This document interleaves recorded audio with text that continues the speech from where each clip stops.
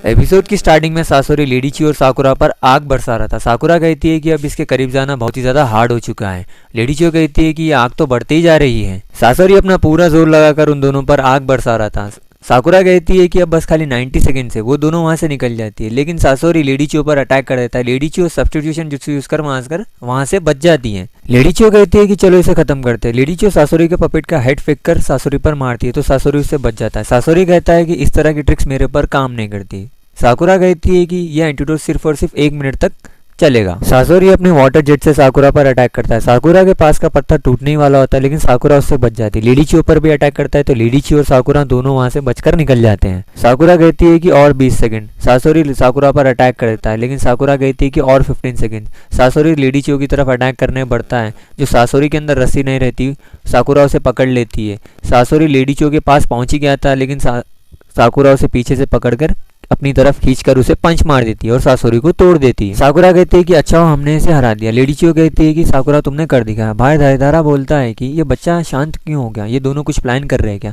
नीचे नारुतो कहता है कि सेंसे आपका हो गया, तो ककाशी सेंसे कहते हैं कि मेरे पास तुम्हारा जितना चाकरा नहीं है। साकुरा जा रही थी और साकुरा को कुछ आवाज सुनाई देती है। हम देखते हैं कि सासोरी अपने पार्ट्स को जोड़ रहा था और लेडीची कहती है कि मुझे पता था कि ये इतना जल्दी खत्म नहीं होगा।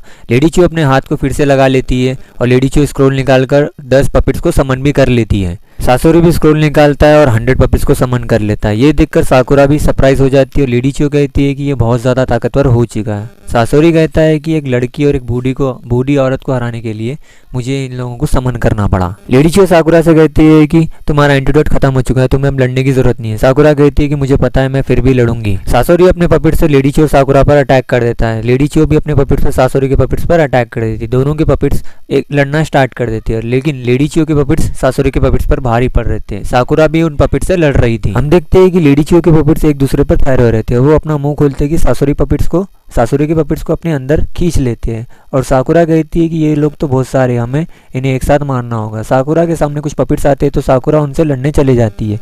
तो लेडीची देखती है कि साकुरा के पास एक पपिट आ रहा है तो लेडीची अपने पपिट से उसे मार देती है और लेडीची साकुरा से पूछती है कि साकुरा तुम ठीक तो हो ना।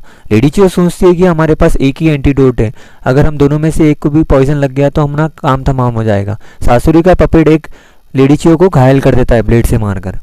ये देखकर साकुरा बहुत ज्यादा चौंक जाती है और पूछती है कि लेडीची आप ठीक तो हो ना। तो लेडीची कहती है मैं ठीक हूँ, तुम आगे बढ़ो। तो साकुरा आगे बढ़ना स्टार्ट कर देती है। लेडीची साकुरा को कुछ देती है और ये लेकर जाओ कहती है। तो साकुरा उसे लेकर आगे बढ़ती है। साकुरा उसे फेंकती है तो हमें पता चलता है कि वो भी एक पपिट है। वो सासुरी के पास जाते कि ब्लास्ट हो जाता है वहां पर। लेडीची कहती है कि अब वो हिल नहीं पाएगा। ये कहते हैं कि लेडीची नीचे गिर जाती है। साकुरा उनकी तरफ बढ़ना स्टार्ट कर देती है। लेडीची के पीछे सासुरी रहता है। सासुरी ब्लेड से लेडीची पर अटैक करने वाला होता है, लेकिन साकुरा बीच में आ जाती है। वो ब्लेड साकुरा को लग जाता है। ये एपिसोड यहीं खत्म होता है गाइस।